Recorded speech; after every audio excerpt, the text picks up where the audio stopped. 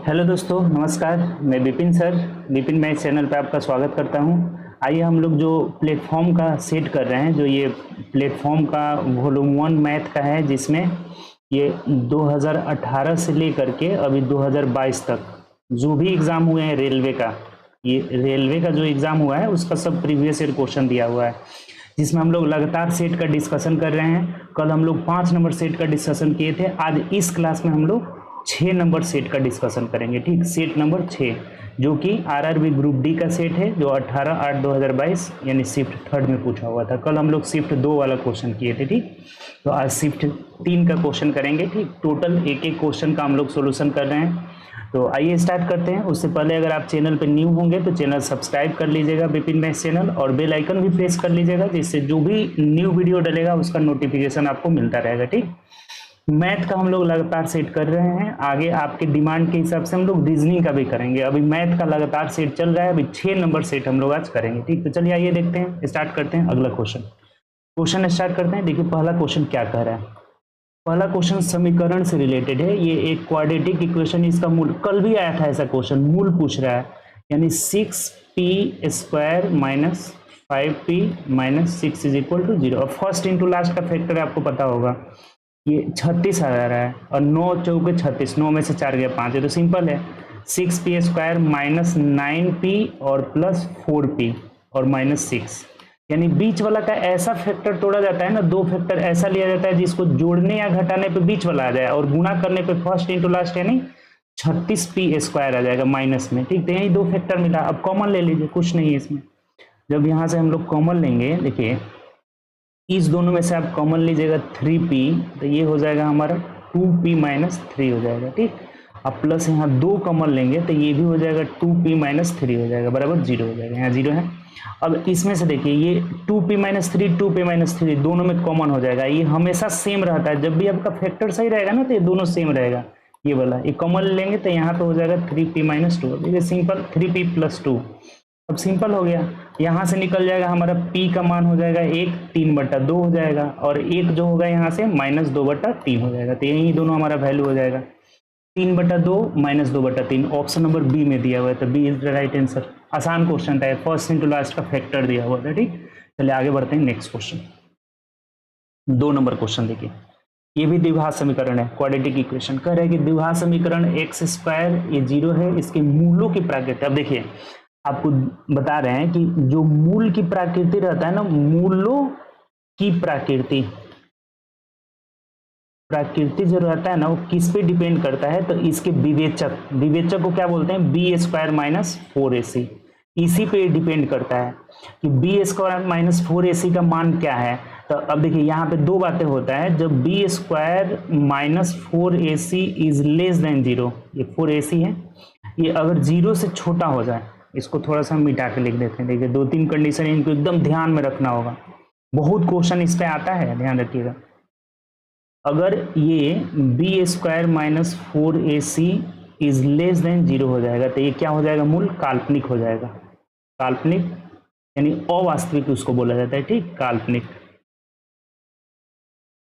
दूसरा कंडीशन होता है कि b² minus 4ac is greater than is equal to 1 हो जाएगा, तो यहाँ पे रियल हो जाता है, वास्तविक हो जाता है, वास्तविक हो जाता है। ठीक, तो सिंपल सी बात है। अब यहाँ से जो है इस इक्वेशन को अगर लेंगे, जैसे x² minus 5x plus 7 is equal to 0, तो यहाँ से a का मान है, a का मान 1 है। जैसे x² का जो गुणांक कुछ भी नहीं है तो 1 हो जाएगा। b का मान हमारा माइनस 5 है, जो x का गुणांक होता है वो b होता है, और c का मान है यहाँ पे 7। तो आप यहाँ से निकाल लीजिए b² minus 4ac। b² minus 4ac का मान निकाल के देखिए क्या आ रहा है, तो b² यानी माइनस 5 का होल स्क्वायर 25 हो जाएगा, और माइनस 4 इंटू a का मान 1 है और c का मान 7 है, तो 25 माइनस 28 यानी कितना आ जाएगा, -3। अब देखिए -3 0 से लेस देन है, तो 0 से जब छोटा है तो इसका मान क्या हो जाएगा, काल्पनिक हो जाएगा। काल्पनिक इसका हल हो जाएगा। अब काल्पनिक मतलब देख लीजिए ऑप्शन में, काल्पनिक का मतलब अवास्तविक होता है। काल्पनिक कहिए चाहे अवास्तविक, अवास्तविक दोनों बात एक ही हुआ, तो हमारा आंसर हो जाएगा ऑप्शन नंबर ए। ये बात ध्यान रखेंगे आप। देखिए एक बात समझिएगा थोड़ा सा, कि जब ये बी स्क्वायर माइनस 4ac पे ही डिपेंड करता है मूल, जब ये 0 से छोटा रहेगा तो एक काल्पनिक हो जाएगा, काल्पनिक या अवास्तविक। तो ये बी स्क्वायर माइनस 4ac इस समीकरण का जब हम निकालें तो -3 आ रहा है, तो -3 जो 0 से छोटा है तो इसका मतलब काल्पनिक या अवास्तविक होगा। अगर यही 0 से बड़ा आ जाता तो ये वास्तविक हो जाता हमारा। ठीक, चलिए आगे बढ़ते हैं नेक्स्ट क्वेश्चन। अब ये क्वेश्चन देखिए, अलजेब्रा का छोटा सा क्वेश्चन है, D square plus 1/d square is equal to 18 है। अब देखिए एक बात इधर थोड़ा सा आप नोट करके लिख लेंगे नोट में, ठीक, ये बात आप ध्यान रखेंगे, एक वर्गमूल का रूल है, वर्गमूल का रूल है कि अगर x square plus 1/x square बराबर a रहे तो जब हम इसका वर्गमूल निकालेंगे ना तो ये x प्लस 1/x हो जाएगा, और बराबर इसका डायरेक्ट रूल होता है a+2। अगर इसका माइनस में जब हम लेते हैं तो x माइनस 1/x का मान हो जाता है कितना, √a-2। देखिए एक बात देखिए, अगर हमें वर्गमूल निकालना हो तो वर्गमूल में पावर आधा हो जाता है, जैसे एक्स स्क्वायर का वर्गमूल x प्लस 1/x हो जाएगा। तो अगर इसका मान प्लस में लेंगे तो ये a में 2 जोड़कर वर्गमूल निकाल लेंगे, अगर इसका माइनस में हमें जरूरत हो तो a में से 2 घटाकर वर्गमूल निकाल लेंगे, बस खत्म। अगर हमें प्लस में लेना हो तो a में जो भी यहाँ a का मान रहेगा उसमें 2 जोड़कर वर्गमूल निकाल लेंगे, और माइनस में लेना है तो 2 घटाकर। तो ये 18 दिया है, अब हमें इसका वैल्यू निकालना है, इसका माइनस वाला का वैल्यू निकालना है, तो इसका मान हमें माइनस में निकालना होगा, यानी कि d माइनस 1/d का मान क्या होगा, तो √, अब देखिए इसके अकॉर्डिंग ये माइनस में करना होगा तो 2 घटाकर वर्गमूल, यानी 18 में से 2 घटाएंगे तो ये 16 हो जाएगा, और 16 का वर्गमूल कितना हो गया, 4 हो गया, यानी d minus 1/d is equal to 4 हो गया। अब क्यूब कर देना है, क्यूब का रूल होता है कि d³ minus 1/d³ is equal to 4 का क्यूब प्लस 3a, यानी कि 4 3 12, 4 का क्यूब 64 हो गया और प्लस 12 हो जाएगा, 64 12 कितना हो जाएगा, 76 is the right answer, option number C हो जाएगा। सिंपल सी बात हुआ, बोलिए समझ में आया कि नहीं। जैसे ये क्यूब का रूल होता है ना, ऐसे x plus 1/x is equal to, अगर a रहे माइनस में है, यहाँ पे प्लस में नहीं है माइनस में, तो अगर हम इसको क्यूब करेंगे ना, x³ माइनस 1/x³ तो ये हो जाता है a³ प्लस 3a, तो a की जगह 4 है तो 4 का क्यूब और प्लस 3a का मतलब 4 3 12, तो 64 प्लस 12 कितना हो जाएगा, 76, ऑप्शन नंबर हमारा सी हो जाएगा। ये जो अलजेब्रा का है ना, लगभग 7-8 आइडेंटिटी होता है, इस पे डायरेक्ट क्वेश्चन बहुत ज़्यादा पूछता है, तो ये बात ध्यान रखेंगे। इसमें 2 आइडेंटिटी का यूज हुआ है, एक इसका यूज हुआ है, जब हम इससे माइनस में मान निकालेंगे तो 2 घटाकर वर्गमूल, तो 18 में से 2 गया तो 4 हो जाएगा। अब इसका क्यूब कर देना है, तो क्यूब का रूल होता है a³ प्लस 3a, तो 4 क्यूब प्लस 12 यानी कि 76 हो जाएगा, 64 और 12 76। ठीक, चलिए आगे बढ़ते हैं नेक्स्ट क्वेश्चन। देखिए ग्राफ से रिलेटेड क्वेश्चन आ गया, ये एक ग्राफ दिया हुआ है, तरह नीचे दिए गए ग्राफ में a और b की जनसंख्या को दर्शाता है, ग्राफ का अध्ययन कर। देखिए कभी भी अगर ग्राफ से रिलेटेड रहे ना तो एक बार जरूर पढ़ लेंगे, डायरेक्ट नहीं सॉल्व करेंगे। जैसे 2 जनसंख्या है, 2016 में ये a का है और ये b का है, 17 में a का b का दिया हुआ। क्वेश्चन पढ़िए, अब यहाँ आइए कि दिए गए सभी वर्षों के लिए राज्य बी की औसत जनसंख्या लगभग कितनी है, और बी की, अब देखिए बी वाला ये है, ये जो है ना डार्क वाला, ये बी वाला यहाँ दिया है ना राज्य बी का, तो इनका औसत पूछ रहा है। तो अब 38 को, 52 को, फिर यहाँ 58 है, फिर यहाँ 60 है, यहाँ 68 है और 72 है, सबको जोड़ करके 1 2 3 4 5 6 साल है, तो भाग लगा देंगे, यानी औसत बराबर बी का औसत निकालना है। तो जोड़िए सबको, यहाँ से जोड़ लेते हैं डायरेक्ट, 8 2 10 10 8 18 18 और 8 कितना हो जाएगा, 8 8 26 26 27 28 28 कर 8 8 से 2 हो जाएगा, तो 3 2 5 5 10 10 5 15 15 6 21 21 6 27 27 7 34 हो जाएगा, 27 7 34 और बट्टा 6 गो है, 1 2 3 4 5 6 6 से भाग लगा दीजिए, ये कितना हो जाएगा, 6 5 30 6 8 48 यानी 58 हो जाएगा। तो 58 लाख मतलब ऑप्शन नंबर डी हो जाएगा। सिंपल सा है, तो लगभग मैंने डायरेक्ट आ जा रहा है, 58 लाख ऑप्शन नंबर डी हो जाएगा। बताइए कोई दिक्कत है इसमें, आसान क्वेश्चन था अभी। औसत का मतलब बी वाला का निकालना था, तो सभी बी को जोड़ देंगे, 6 साल है तो 6 से भाग लगा दीजिए। ठीक, चलिए आगे बढ़ते हैं नेक्स्ट क्वेश्चन। 5 नंबर देखिए, 10 सेंटीमीटर व्यास वाले एक बेलन का संपूर्ण पृष्ठीय क्षेत्रफल 300। अब बेलन मतलब आपको पता होगा ये एक सिलेंडर है, तो सिलेंडर का संपूर्ण पृष्ठ, संपूर्ण पृष्ठ is equal to 2 pi R into R plus H होता है, ये संपूर्ण पृष्ठ होता है। तो इसका मान दे रखा है, यानी कि 2 गुणे 22/7 इंटू व्यास अगर 10 है तो त्रिज्या 5 हो जाएगा, इंटू 5 प्लस एच, एच का मान निकालना है, बराबर कितना दिया है तो 330 दिया हुआ है। अब देखिए कटा दीजिए यहाँ पे, 11 दूना 22, इसको कटा देते हैं हम, यहाँ से पेन सेलेक्ट कर लेते हैं दूसरा, और 11 तिया 33 हो जाएगा, ठीक। फिर आप कटाएंगे तो 5 छक्के 30 हो जाएगा, 2 से कटाएंगे तो 2 3 6 हो जाएगा, यानी कि यहाँ से हमारा निकल जाएगा ये 7 तरीके 21/2 हो जाएगा। 5 plus H is equal to 21/2, यानी कि एच बराबर हो जाएगा 21/2 का मतलब 10.5 माइनस 5 हो जाएगा, तो आंसर आ जाएगा 5.5। ऊंचाई जो हो जाएगा 5.5 सेंटीमीटर, यानी ऑप्शन से अगर देखते हैं तो ऑप्शन नंबर ए हो जाएगा। आसान क्वेश्चन था। संपूर्ण पृष्ठ का ये क्या होता है, बेलन का संपूर्ण पृष्ठ का फॉर्मूला होता है। फॉर्मूला नहीं याद रहेगा तो फिर दिक्कत होगा। फॉर्मूला अलजेब्रिक जितना भी है सब आप उसको एकदम रट जाइए, बेलन हो, शंकु हो, गोला हो, घन घनाभ, ये सब रट जाना है, 3D 2G टोटल। चूंकि आपका फॉर्मूला याद रहेगा तभी मेंसुरेशन वाला क्वेश्चन बनेगा, ठीक। चलिए आगे बढ़ते हैं, नेक्स्ट क्वेश्चन 6 नंबर देखिए। एक निश्चित बिल 32% की एकल छूट देने के बाद विक्रय मूल्य और 20% की 2 छूट देने के बाद विक्रय मूल्य का अंतर 25। अब देखिए 32% एक छूट दे रहा है, एक 20% का 2 छूट, तो 20% का 2 छूट देगा ना, तो 20 प्लस 20 माइनस 20 20 है 400, 400/100 हो जाएगा, यानी यहाँ 4 घटा दीजिए, तो 20 20 40 में से 4 गया 36 हो जाएगा। अब दोनों का यहाँ पे अंतर कितना हो गया 4%। ये विक्रय मूल्य का अंतर है ना, तो जितना छूट का अंतर होगा उतना ही विक्रय मूल्य का भी अंतर होगा। अब 100 से घटाएंगे तो दोनों सेम बात यही होगा। तो इस 4% का मान दिया है 25 रुपए, तो कह रहा है ना कि बिल का वास्तविक राशि यानी कि 100% का मान पूछ रहा है। देखिए सिंपल है, 25/4 गुणे 100 हो जाएगा, इस 4 से कटाएंगे तो यहाँ 25 हो जाएगा, 25 25 से 625 रुपये हो जाएगा हमारा आंसर।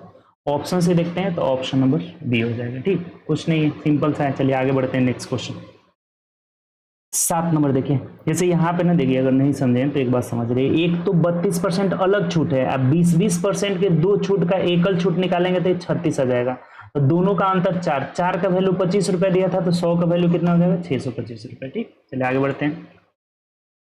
किसी समूह में पुरुष, महिला और बच्चे शामिल है, यदि 40% पुरुष है, देखिए मैन कितना है 40%, वुमेन कितना है 35%, और चिल्ड्रेन कितना है, शेष चिल्ड्रेन है, तो चिल्ड्रेन हो जाएंगे कितने आपका, तो 25% हो जाएंगे, क्योंकि 40 35 75 तो 25 बच जाएंगे। टोटल संख्या कितना है, टोटल यहाँ पे 100 हो गया, ठीक। अब अगर ये कट रहता है ना, तो जब कटता है सब तक कटा सकते हैं आप, ये प्लस में है ना तो कटेगा सब तक कटा देंगे, जैसे 5 8 40, 5 7 35, 5 5 25, 5 से 20 हो जाएगा। अब क्या कर रहे हैं, क्वेश्चन पढ़िए आगे। औसत वजन दिया है 70, इसका औसत है 70, तो 70 से गुणा कर दीजिए, योग निकल जाएगा। इसका औसत है 60, 60 से गुणा कर दीजिए, योग निकल गया। इसका औसत कितना है 30, 30 से गुणा कर दीजिए। ओवरऑल औसत पता नहीं है, एक्स मान लीजिए। देखिए कितना आसान हो जाएगा, ठीक, बहुत आसान हो गया, एक्स, यानी कि ये 8 7 56, 560 प्लस 7 6 42, 420 प्लस 150, अब बराबर कितना हो गया 20x हो गया। अब सिंपल हो गया, x इज इक्वल टू हो जाएगा, सबको जोड़ दीजिए तो 0 हो गया, 6 2 8 5 13 कर 3 हासिल 1 हो जाएगा, 5 4 9 9 1 10 10 1 11, 11 से 30/20 हो जाएगा। 0 से 0 खत्म हो गया, 2 से भाग लगाएंगे, 2 5 10, 2 6 12, 2 5 10, यानी कि 56.5 हो जाएगा केजी में। ये देखिए, ये भी ध्यान रखिए, यहाँ पे ये केजी में है, ये ग्राम में है, तो हमारा आंसर केजी में आएगा। बहुत मिस्टेक करने वाला यहाँ पे दिया हुआ है, क्योंकि ये सब केजी में, ये भी केजी, ये भी केजी, ये भी केजी, तो आंसर हमारा क्या होगा केजी में होगा, ग्राम वाला नहीं, ये गलत हो जाएगा, ठीक। आंसर हमारा क्या होगा 56.5 केजी, ऑप्शन नंबर ए हो जाएगा। क्लियर, कोई दिक्कत इसमें? आगे बढ़ते हैं। देखिए जैसे योग निकालने का फॉर्मूला है ना, संख्या, ये जितनी संख्या है, संख्या का हम कटा लिए, छोटा कर लिए, इसमें औसत से गुणा कर दिए, इसमें औसत से, इधर योग हमारा ये आ गया। अब 20 गो का x मान लेते हैं, तब x का मान कितना आएगा 56.5। आगे बढ़िए। अब देखिए आपको एक बात पता होगा, अगर नहीं पता होगा तो समझिए, इधर 40:35 समानुपात 35:x, इसमें अंदर का गुणनफल और बाहर का गुणनफल आपस में बराबर होता है, यानी कि 40x बराबर 35 × 35 हो जाएगा। तो यहाँ 5 7 35, 5 8 40, यानी x का मान हो जाएगा 7 5 35 का 5 हासिल 3 हो जाएगा, 7 3 21, 22 23 24, यानी 245/8 हो जाएगा। अब देखिए किस ऑप्शन में दिया है, तो ऑप्शन नंबर डी में दिया है, आसान सा है।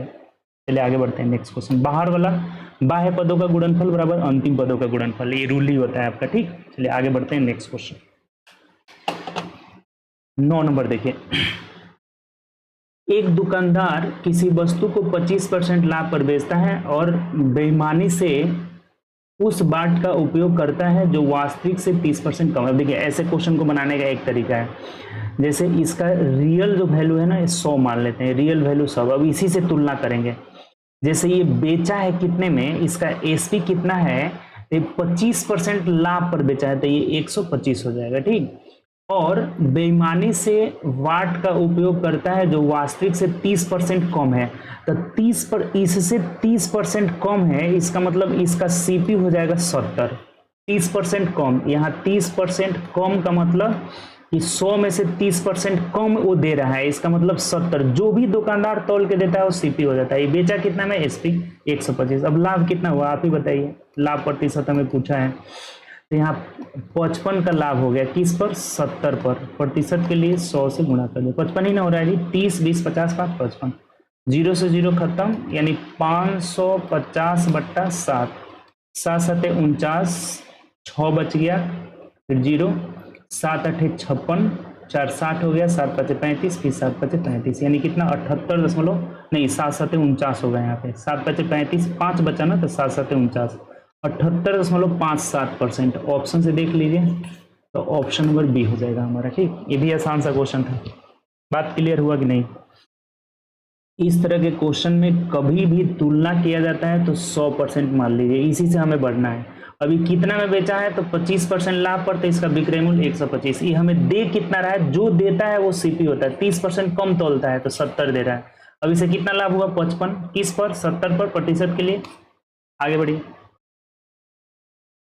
ये देखिए क्वेश्चन 10 नंबर, दो संख्याओं का योग यानी x प्लस वाई का मान दिया है हमें 32, और उनमें से एक संख्या दूसरी से 18 अधिक है, यानी x माइनस वाई का मान 18 दिया है। देखिए सिंपल हो गया, क्या पूछा है आपसे, बड़ी संख्या, बड़ी का मतलब x का मान जो हो जाएगा ना 32 प्लस 18/2 हो जाएगा, यानी कि कितना, 50 का आधा 25, 1 मिनट, 8 2 10, 3 1 4, 50 का आधा कितना हो जाएगा आपका, 25 हो जाएगा। सिंपल सी बात है, ऑप्शन नंबर ए हमारा हो जाएगा राइट आंसर। बात क्लियर। अगर छोटी संख्या पूछता वाई का, देखिए कभी भी अगर दो इक्वेशन मिलता है ना तो जोड़ने घटाने की जरूरत नहीं है। अगर बड़ी संख्या x का मान पूछेगा तो दोनों को जोड़ करके आधा, अगर y का मान पूछेगा घटा करके आधा। इस तरह का क्वेश्चन हम बहुत पूछा हुआ है।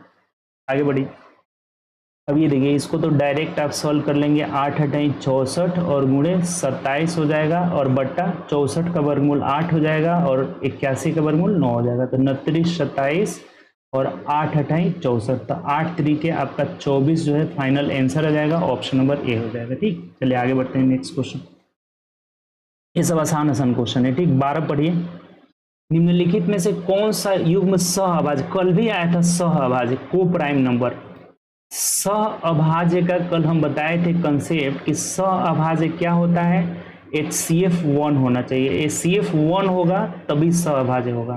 तो ये बोला है कि सहअभाज्य नहीं है, ये भी ध्यान रखना है। तो ये भी सहअभाज्य है, ये सहअभाज्य नहीं है, यही आंसर हो जाएगा बी। ये भी है, ये भी है, यानी कि नहीं है कौन, हमारा बी, तो B is the right answer. इसका आंसर क्या हो जाएगा, बी। बी जो है नहीं है, तो हमारा बी आंसर हो जाएगा, ठीक। इसका आंसर क्या होगा, बी होगा। क्लियर। चलिए आगे बढ़ते हैं नेक्स्ट क्वेश्चन।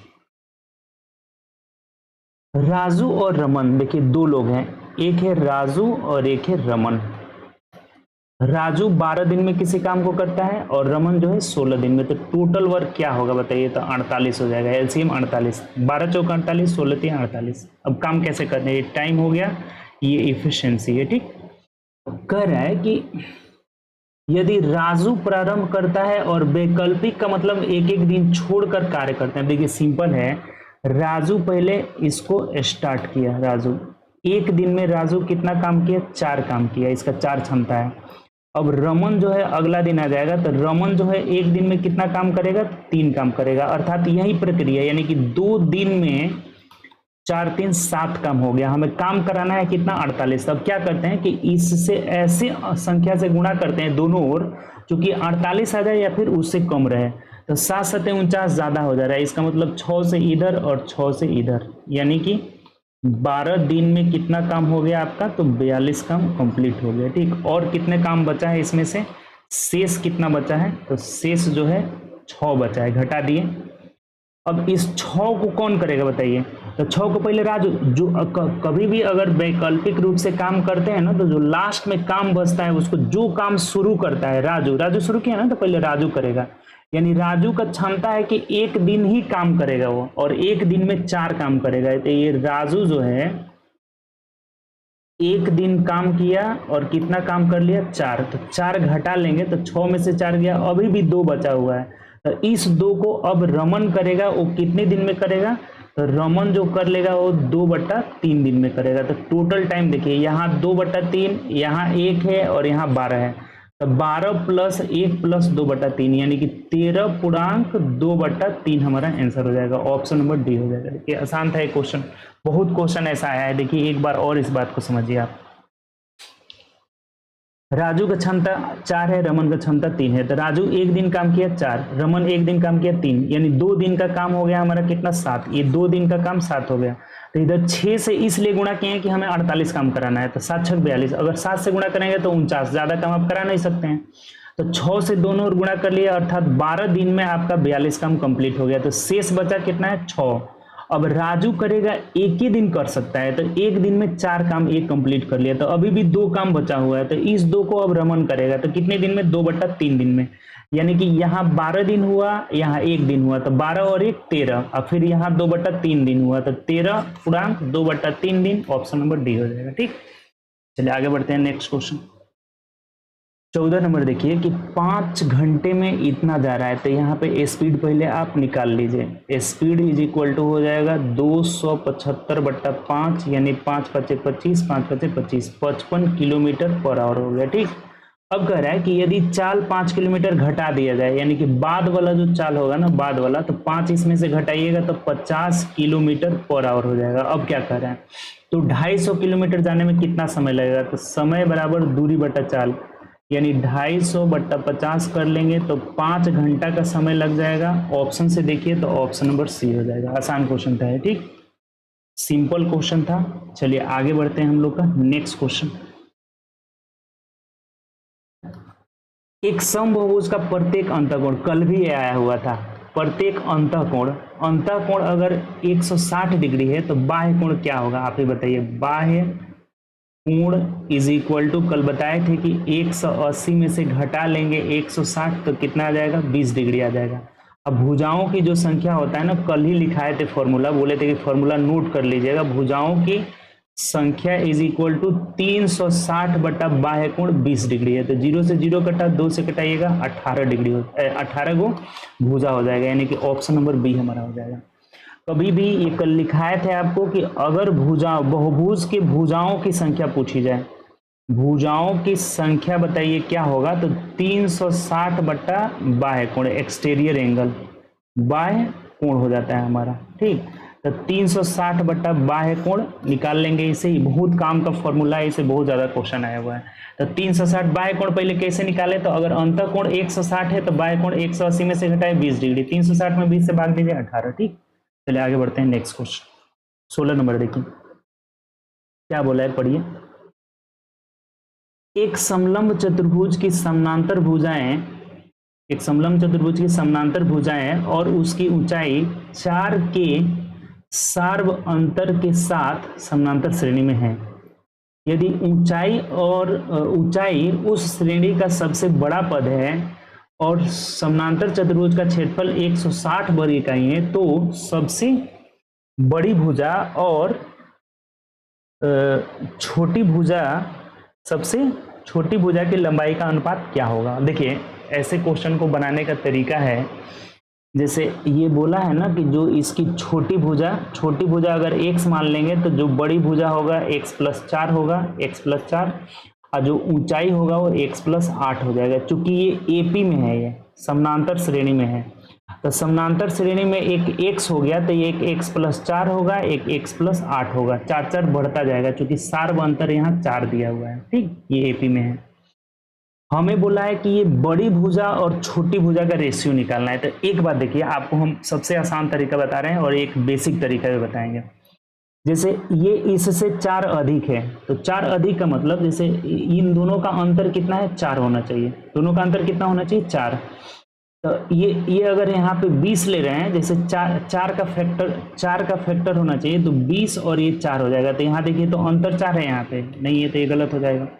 अगर यहाँ लेते हैं 4, सबसे पहले तो 4 से गुणा करना होगा, तो ये 4 दूना 8, 4 3 12।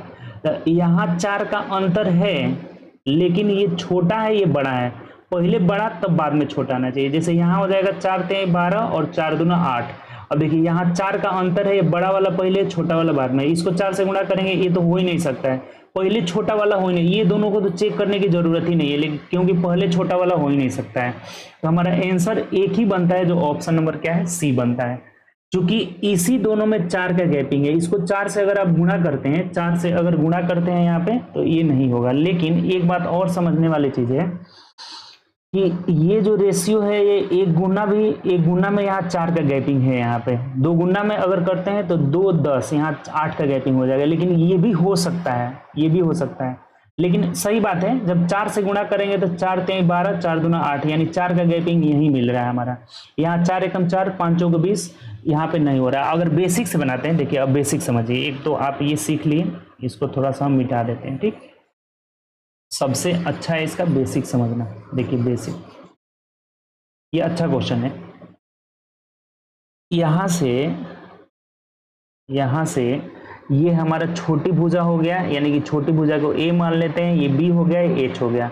तो आपको पता है कि समांतर समलंब का क्षेत्रफल क्या होता है। समलंब का एरिया इज इक्वल टू 1/2 गुणे ए प्लस बी इंटू एच होता है। समानांतर भुजाओं का योग गुणे ऊंचाई हो जाएगा। तो ये 1/2 इंटू समानांतर भुजा का योग, यानी इन दोनों को जोड़िएगा तो कितना होगा, 2x + 4 होगा। इंटू ऊंचाई कितना है, x + 8 है आपका। ठीक, अब बराबर ये कितना दिया हुआ है, 160 दिया हुआ है। अब इसको सॉल्व करना होगा। यही है कि इसमें क्या करना होगा, सॉल्व। जैसे तिरछा गुणा करेंगे, इसको तिरछा गुणा करेंगे 320 हो जाएगा। इसको गुणा कर लीजिएगा तो 2x² और 8 दूना 16x, 8 दूना 16x और 4x, तो ये कितना हो जाएगा, 20x हो जाएगा। यहाँ पे हो जाएगा क्या, ये 20x हो जाएगा, और प्लस 8 चौके 32 हो जाएगा। अब बराबर इधर 16 से करेंगे तो 320 हो जाएगा। यानी अब यहाँ से हम क्या करते हैं ना, 2x² + 20x, इसको इधर लेकर के आएंगे तो ये माइनस में हो जाएगा। इसको घटाएंगे हम लोग, इसमें से 32 घटा देंगे तो 10 में से 2 गया 8 हो जाएगा, यानी कि 288 हो जाएगा आपका, ये बराबर 0 हो जाएगा। अब देखिए 2 इसमें से कॉमन भी ले लीजिए, तो ये x² 10x - 144 = 0 हो जाएगा। अब इसका फैक्टर यहाँ से तोड़ लेना होगा। यही है इसमें कि ये फैक्टर में जाएगा। तो ये x² और ये 144 है ना, तो 18 8 144, देखिए फैक्टर भी टूट गया। 18 में से 8 गया 10, यानी x² + 18x - 8x और -144 बराबर 0 हो जाएगा। ठीक, तब यहाँ से x अगर कॉमन लेंगे तो x + 18 हो जाएगा। यहाँ से -8 कॉमन लेंगे तो x + 18 हो जाएगा और बराबर 0 हो जाएगा। तो x का मान यहाँ से 2 निकलेगा, एक -18 हो जाएगा और एक क्या होगा, 8 होगा। तो ये अप्लीकेबल नहीं होगा, क्योंकि भुजा कभी निगेटिव नहीं होता है। x का मान 8 आ गया, तो जब x का मान 8 आ गया तो हमें बोला है कि बड़ी भुजा, यानी कि 8 4 12, रेशियो 8 हो जाएगा। तो अब यहाँ से कट जाएगा, तो ये 4 से कटेगा ना, तो 4 3 12 और 4 दूना 8, यानी कि 3:2 आ जाएगा, जो कि ऑप्शन नंबर सी में दिया है। तो ये इसका बेसिक तरीका हुआ आपका बेसिक। अब पहले हम बता दिए थे आपका जो ऑप्शन मेथड से बनाने के लिए कि ये और ये ऑप्शन तो हो ही नहीं सकता है। क्यों नहीं होगा, क्योंकि छोटा वाला पहले दे दिया है, इसमें बड़ा वाला पहले रखना होगा। कह रहे हैं कि सबसे बड़ी भुजा छोटी भुजा, तो ऑप्शन बचता है ए वाला और ये सी वाला। तो ए वाला इसलिए नहीं होगा क्योंकि 4 से गुणा करते हैं तो 4 एकम 4, 4 5 20, यानी कि 16 का अंतर हो जाता है, इसीलिए नहीं होगा। कॉमन डिफरेंस 4 है तो 4 का अंतर होना चाहिए, तो 4 का अंतर किस में मिल रहा था, सी वाला में। ये आपका बेसिक तरीका हो गया, तो इसको आप लिख लेंगे। अच्छा क्वेश्चन है, ठीक, बीच में एक बढ़िया क्वेश्चन दिया हुआ है। ठीक, चलिए आगे हम लोग बढ़ते हैं नेक्स्ट क्वेश्चन। उम्मीद करते हैं समझ गए होंगे, बढ़िया क्वेश्चन है। एपी में है तो x, x plus 4, x plus 8, ये पहली भुजा दूसरी भुजा ऊंचाई हो गया, यहाँ पे सब लिखा हुआ है। समानांतर भुजाओं समानांतर श्रेणी में है और 4 का सार्वंतर है, और ये पहले समलंब चतुर्भुज की समानांतर भुजा है और ऊंचाई, यानी कि छोटी भुजा, बड़ी भुजा और ऊंचाई है। तब 1/2 समानांतर भुजाओं का योग गुणे ऊंचाई पर रख के हम लोग सॉल्व कर लिए। ये इक्वेशन बन रहा है, ये बन रहा है क्वाड्रेटिक इक्वेशन। तो यहाँ से 18 नहीं होगा, चूंकि लंबाई कभी सेंटीमीटर जो है लंबाई होता है वो निगेटिव नहीं होता है। तो एक्स का मान 8 आ गया, तो 8 4 12 बड़ी भुजा हो गया और छोटी भुजा 8 हो गया, दोनों को घटाए तो 3:2 हमारा आंसर हो जाएगा। ठीक, चलिए आगे बढ़ते हैं नेक्स्ट क्वेश्चन। अब देखिए कह रहा है 17 नंबर कि सूर्य का उन्नयन कोण 60 डिग्री से 30, जैसे ये मान लीजिए यहाँ पे सूर्य है, तो उन्नयन कोण पहले था 60 डिग्री, ये यहाँ मान लीजिए कि 60 डिग्री था, यहाँ पे ये 60 डिग्री था, ठीक। और बाद में जो है कितना है 30 डिग्री हो जाता है, तो 30 डिग्री होगा, इसका मतलब कि ये दूर दूर बनेगा, इधर ये 30 डिग्री हो जाता है, ठीक। इस स्थिति में मीनार की छाया की लंबाई इतना सेंटीमीटर, ये जो छाया है ना, ये ही ना छाया है, ये तो ये छाया पहले यहाँ तक था, अब कितना बढ़ जा रहा है यहाँ से, तो 40√3 बढ़ जाता है, ठीक। तो कह रहे हैं कि मीनार की ऊंचाई ये एच बताए क्या होगा। अब देखिए यहाँ पे बहुत सिंपल है, जब भी ऐसा कंडीशन होता है ना कि दो बिंदु मीनार के एक ही दिशा में हो और डी डिस्टेंस पे हो, तो D is equal to H into cot theta 1 अब माइनस cot थीटा 2 हो जाता है, cot थीटा 2। इस पे डायरेक्ट जो है बन जाएगा इस तरह का क्वेश्चन। जब भी ऐसा पूछेगा कि दो बिंदु मीनार के एक ही दिशा में है, तो दोनों के बीच की दूरी अगर d है, ये d है, तो d is equal to H, मीनार की ऊंचाई h हो जाएगा, cot theta 1 minus cot theta 2। यहाँ पे theta 1 is less than theta 2 होगा, यानी कि छोटे वाले को हम 1 मानेंगे, बड़े वाले को 2 मानेंगे। तो इस पे रख लीजिए, कुछ नहीं है। ये डिस्टेंस का मान कितना है 40√3 है, एच का मान निकालना है। अब cot थीटा 1, तो cot 30 का मान क्या होगा बताइए, cot 30 का मान, तो cot 30 का मान √3 होता है, आपको पता होगा cot 30 का मान √3 माइनस ये बड़ा वाला लेना होगा 60, यहाँ पे cot 30 होगा, cot 30 डिग्री और माइनस cot 60 डिग्री होगा, तो cot 60 का मान हो जाता है 1/√3 हो जाता है, ठीक। अब देखिए तिरछा गुणा कर लीजिए, कुछ नहीं है, 40√3 is equal to H into √3 3 हो जाएगा, 3 में से 1 गया 2, 2/√3 हो जाएगा। ये कट जाएगा यहाँ से 20 मिनट में, तो 20 × 60, यानी एच का मान 60 मीटर हो जाएगा ऊंचाई, और ऑप्शन से मिलाते हैं तो ऑप्शन नंबर बी हो जाएगा। इस बात को ध्यान रखेंगे, जब दोनों बिंदु मीनार के एक ही दिशा में होता है तो d बराबर H into cot theta 1 plus cot, जब दोनों दो साइड में हो जाए, जैसे एक इधर हो जाए एक इधर हो जाए, ये थीटा 1 हो जाएगा, इधर थीटा 2 हो जाएगा, तो दोनों के बीच का अगर दूरी d रहे, ये ऊंचाई h रहे, तो इस कंडीशन में होता है d is equal to H into cot theta 1 plus cot theta 2, बीच में प्लस हो जाता है। ये दोनों से बहुत ज्यादा क्वेश्चन आया है। जब दोनों दो साइड में रहेगा तो यहाँ प्लस हो जाएगा, दोनों एक ही साइड में रहेगा तो d बराबर H into cot theta 1 minus cot theta 2। जैसे इस क्वेश्चन में दोनों एक ही दिशा में था, तो हमारा ऊंचाई कितना हो जाएगा 60 मीटर हो जाएगा, ठीक। चलिए आगे बढ़ते हैं नेक्स्ट क्वेश्चन। अब ये क्वेश्चन देखिए, ये तो बहुत आसान है, सॉल्व कर लीजिए। क्या कर रहा है, सरल करना है, तो सरल करना है मतलब 6x³ minus 12x² plus 18x minus x³, फिर ये माइनस करेगा तो सबका साइन चेंज कर देगा, 2x + 3 हो जाएगा। एक साथ कर लीजिए ना, 6x³ में से 1x³ या कितना होगा 5x³ हो जाएगा, 12x² इधर x² है ही नहीं, तो 12x² माइनस का हो जाएगा, 8x में से 2, 18x में से 2 गया तो कितना हो जाएगा 16x पॉजिटिव होगा और प्लस 3 हो जाएगा, तो यही आंसर हो जाएगा। 5x² minus 5x³ minus 12x² plus 16x plus 3, यानी ऑप्शन नंबर हमारा ए आंसर हो जाएगा। क्या हो जाएगा ए। क्लियर, कोई दिक्कत, आसान है। आगे बढ़िए। तो देखिए इसका भी मान निकालना है, तो ये भी आसान है। इसमें पहले 5 से गुणा करिए, 5 × 5 = 25, 5 × 2 = 10, 2 12 कर दो हर से 1, 5 × 3 = 15, 1 16, 16 से 25 हो जाएगा, प्लस 21 एकम 21, 21 तिहाई 63 और 1 63 और 2 65 हो जाएगा। 21 एकम 21 का एक हाथ से 2 हो जाएगा, 21 तिहाई 63, 64 65 माइनस, इसको आप घटाएंगे तो 13 में से 2 गया, 3 में से 2 गया 1, यानी 11 हो जाएगा यहाँ पे। 11 दूना 22, 11 दूना 22 और 2 24 हो जाएगा। ठीक, 11 दूना 22, 23 24, 2 हासिल हुआ, फिर 11 दूना 22 24। ठीक, अब सिंपल हो गया, देख लीजिए कि जोड़ देना है, इसको घटा देना है। तो 5 1 6, 5 2 7 और 6 6 12 कर 2 हासिल 1 हो जाएगा।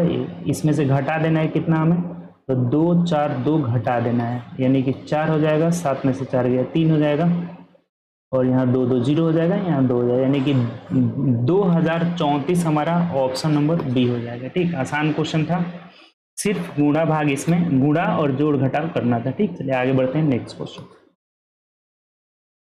मोहित का वेतन 15,000 रुपये प्रति माह है। वह घर के किराए पर 5,000 रुपया और 2,000 रुपये बिल पे खर्च करता है और शेष राशि बचाता है।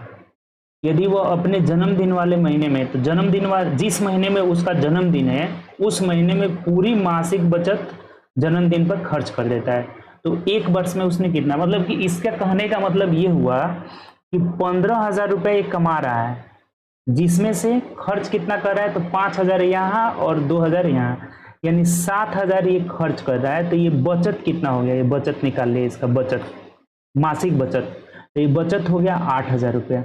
ये एक महीने में 8,000 रुपये बचा रहा है, लेकिन जिस महीने में इसका जन्मदिन है उसमें वो आपका जो मासिक बचत है ना, वो जन्मदिन समारोह में खर्च कर देता है।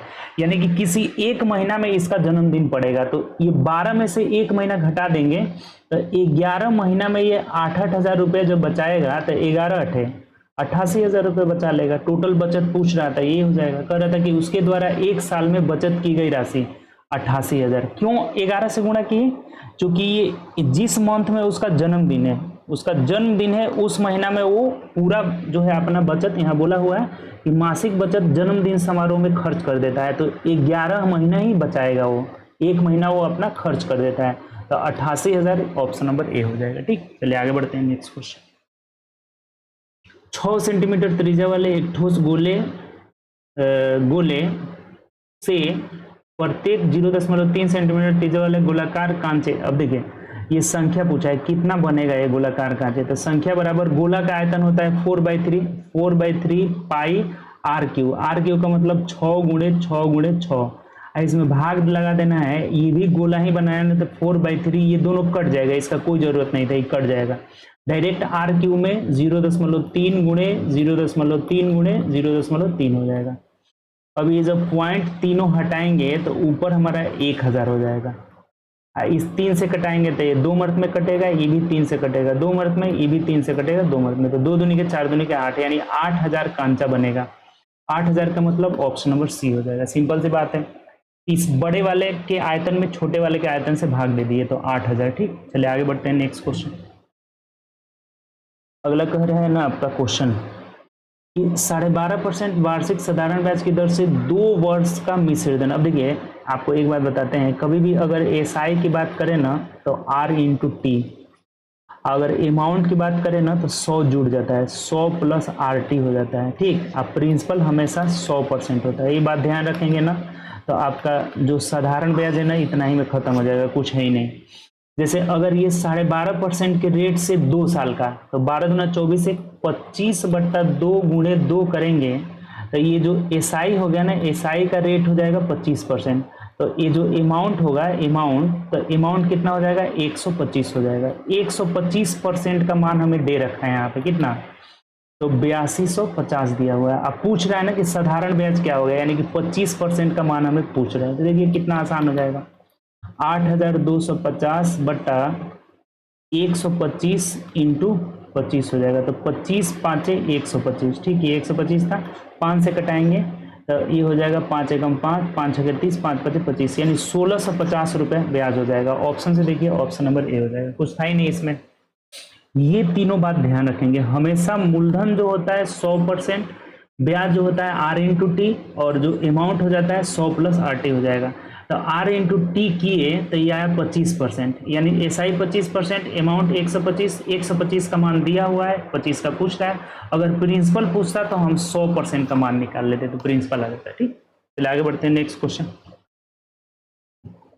अब देखिए ये 23 नंबर जो क्वेश्चन है ना, कह रहा है कि मीडियन क्लास, देखिए एक बात बता रहे हैं आपको, माध्यिका वर्ग, माध्यिका जो है क्लास, मीडियन क्लास क्या होता है, इस मीडियन क्लास को इंग्लिश में बोला जाता है ना, कि हिंदी में इंग्लिश हो गया मीडियन क्लास, माध्यिका वर्ग अंतराल, माध्यिका वर्ग अंतराल, वर्ग अंतराल,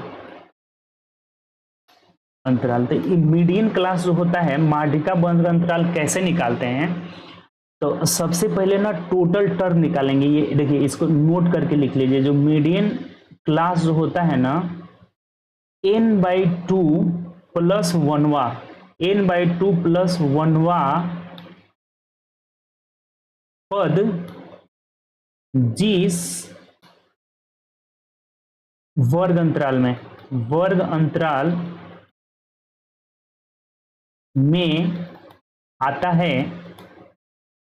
आता है वही मीडियन क्लास होता है, मीडियन क्लास कहलाता है। अब इस बात को समझेंगे कि n/2 प्लस वनवा क्या होगा। सबसे पहला काम क्या करेंगे, देखिए जब भी अगर मीडियन क्लास हमें पूछा जाए तो सबसे पहला काम क्या करेंगे, पहला काम करेंगे कि ये देखिए, ये CI मतलब क्लास इंटरवल हो गया और ये फ्रीक्वेंसी हो गया, तो हमें यहाँ पे कोमुलेटिव फ्रीक्वेंसी यानी संचयी बारंबारता निकाल देना होगा, सबका संचयी बारंबारता निकाल लेना होगा। अब संचयी बारंबारता कैसे निकालते हैं, तो ये 12 है तो 12 ही हो जाएगा। देखिए संचयी बारंबारता कैसे निकालते हैं, 12 है तो 12 ही, और इसमें जुड़ता जाएगा। जैसे अब 12 है, अगला 15 है ना, तो 12 में 15 जोड़ दीजिए तो कितना हो जाएगा, 27 हो जाएगा। 12 में 15 जोड़ा 27, ठीक। और फिर 27 में 13 जोड़ दीजिए तो ये 40 हो जाएगा। 40 में 10 जोड़ दीजिए 50 हो जाएगा। तो ये n का मान हो जाता है, n = 50 हो गया। तो ये बोला है कि n/2 प्लस वनवा टर्म जिसमें आएगा, तो n/2 यानी कि 50/2 प्लस 1, तो 50 में से 2 गया 25, 25 से 26, तो 26वां टर्म देख लीजिए किस में आ रहा है, 26वां टर्म। ये 27 है ना, ये 27 है, तो 26वां टर्म इसी में आएगा। तो ये वर्ग अंतराल कौन सा है, तो 50, 100 है, यही मीडियन क्लास होगा, यानी कि ऑप्शन नंबर डी हमारा आंसर हो जाएगा। बस खत्म, कुछ नहीं है।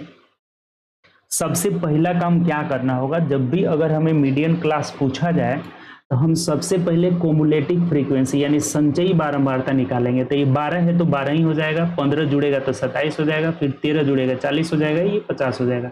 n का मान 50 हो गया, ये सबको जोड़ेंगे ना तब भी 50 ही आएगा। तो 50/2, ये बात ध्यान रखेंगे, ये बस बात ध्यान रखना है कि n/2 प्लस वनवा टर्म जिस पद में पड़े, तो 50/2 यानी कि 26वां टर्म किस में पड़ रहा है, तो इस 27 वाला में आ रहा है। ये 12 है तो इसमें नहीं आएगा, 40 है इसमें नहीं आएगा, तो 27वें टर्म में इसमें 26वां आएगा। तो इसका मीडियन क्लास क्या है, इसका क्लास इंटरवल क्या है, 50, 100। तो यही जो हो जाएगा हमारा median class, option number D answer हो जाएगा। ठीक, चलिए आगे बढ़ते हैं नेक्स्ट क्वेश्चन। ये नोट करके आप लिख लेंगे, नोट में बहुत इंपॉर्टेंट चीज है, हमेशा पूछा जाता है।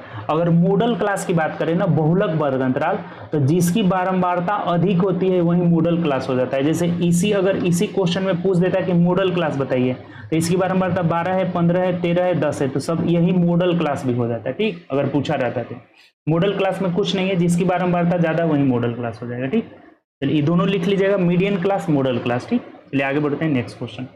अब इसका ये HCF पूछ रहा है, HCF में कुछ है ही नहीं, 108 और 144 दोनों का अंतर निकालिए ना, पता चल जाएगा।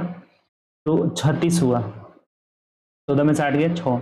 अगर 36 से ये दोनों कट रहा है, 36 से ये कट रहा है 3 मर्त में, 36 से 4 मर्त में, तो यही 36 हमारा जो हो जाएगा HCF हो जाएगा। सिंपल सी बात है।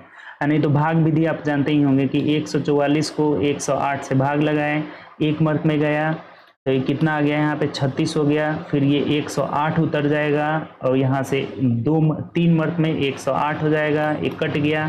तो ये अंतिम भाजक जो होता है ना, अंतिम भाजक जो हमारा होता है, यही क्या कहलाता है, HCF कहलाता है। तो HCF 36 हो जाएगा, ऐसे भी निकाल सकते हैं। चलिए आगे बढ़ते हैं नेक्स्ट क्वेश्चन।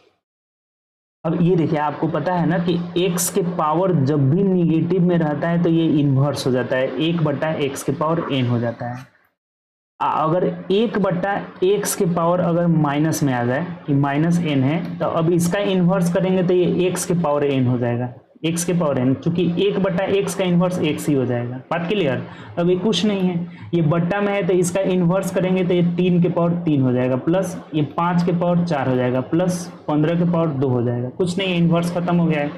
27 हो गया प्लस 625 हो जाएगा प्लस 15 15 है 225 हो जाएगा। ठीक, अब का जोड़ लीजिए ना, खाली 5 5 10 7 17 का 7 हासिल 1 हो जाएगा, और 2 2 4 2 6 और 1 7 हो जाएगा, और यहाँ 6 2 8 887 आंसर हो जाएगा। ऑप्शन नंबर हमारा बी हो जाएगा। ठीक, 25 का बी हो जाएगा। क्लियर, कोई दिक्कत नहीं, आगे बढ़िए।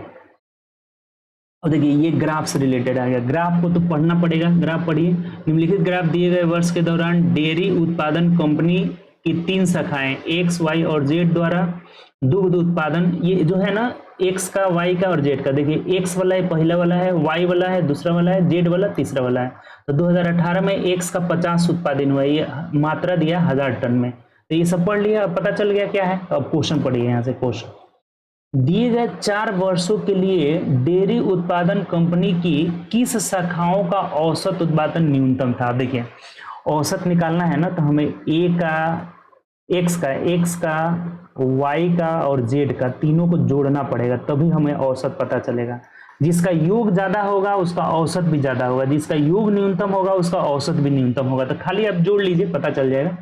जैसे एक्स का जोड़ रहे हैं तो यहाँ पे 50 है आपका, देखिए 1 मिनट, यहाँ 50, इसको जोड़ लेते हैं, एक्स का जोड़ लेते हैं 50 45, यानी कि 5 5 10, नहीं यहाँ पे 5 ही है सिर्फ, 5 5 10, 10 पर 0 हासिल 1 हो जाएगा, 5 4 9, अच्छा जोड़ देते हैं 5 5 10, 10 5 15, 15 5 20 हो जाएगा, यानी कि 200 हो गया।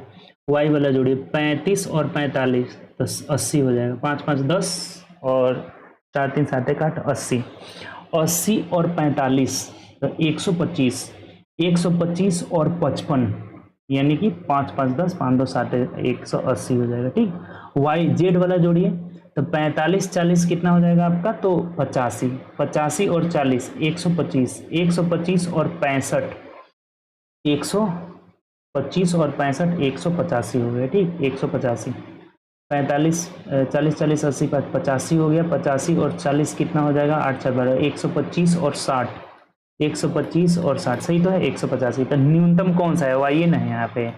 न्यूनतम जब योग हो गया वाई का तो औसत भी किसका होगा, वाई का, यानी शाखा वाई हमारा ऑप्शन नंबर बी हो जाएगा। क्योंकि औसत निकालने के लिए आप क्या करेंगे, 1 2 3 4, इसको भी 4 से भाग लगाएंगे, इसको भी 4 से, तो ये जब योगे छोटा आया है तो 4 से भाग लगाएंगे, वो भी छोटा आएगा, यानी न्यूनतम किसका हो जाएगा, वाई का हो जाएगा। अगर अधिकतम पूछा रहता तो एक्स का हो जाता, तो न्यूनतम पूछा है तो न्यूनतम किसका होगा, वाई का। ऑप्शन नंबर हमारा सी हो जाएगा। ठीक, चलिए आगे बढ़ते हैं। यानी टोटल इससे जो है क्वेश्चन दिया था कितना, 26 क्वेश्चन का हम लोग कंप्लीट सॉल्यूशन किए। ठीक, तो अब हम लोग क्या करेंगे ना, अब अगले सेट में मिलेंगे, सेट नंबर 7 के साथ हम लोग नेक्स्ट क्लास में कल मिलेंगे। ठीक, चलिए आप लोग ऐसे ही सेट लगातार देखिए, प्रैक्टिस करिए। सेट नंबर 6 था हम लोग का। ठीक, तो चलिए हम लोग नेक्स्ट क्लास में मिलेंगे। अगर आप चैनल पे न्यू होंगे तो चैनल सब्सक्राइब कर लीजिएगा और बेल आइकन प्रेस कर लीजिएगा, जिससे जो भी न्यू वीडियो डलेगा उसका नोटिफिकेशन आपको मिलता रहेगा। और आप लोग एक काम जरूर करिएगा, अपने दोस्तों में शेयर करिए, ज़्यादा से ज़्यादा शेयर करिए, ताकि और भी लोग जुड़े हमसे और ज़्यादा से ज़्यादा फायदा उठाए। ठीक, तो आप शेयर जरूर करिए, बस आपका यही काम है, शेयर करिए, देखिए, सेट प्रैक्टिस करिए, क्वेश्चन बनाइए, ज़्यादा से ज़्यादा क्वेश्चन बनाइए। ठीक, चलिए मिलेंगे नेक्स्ट क्लास में। Okay, bye, take care.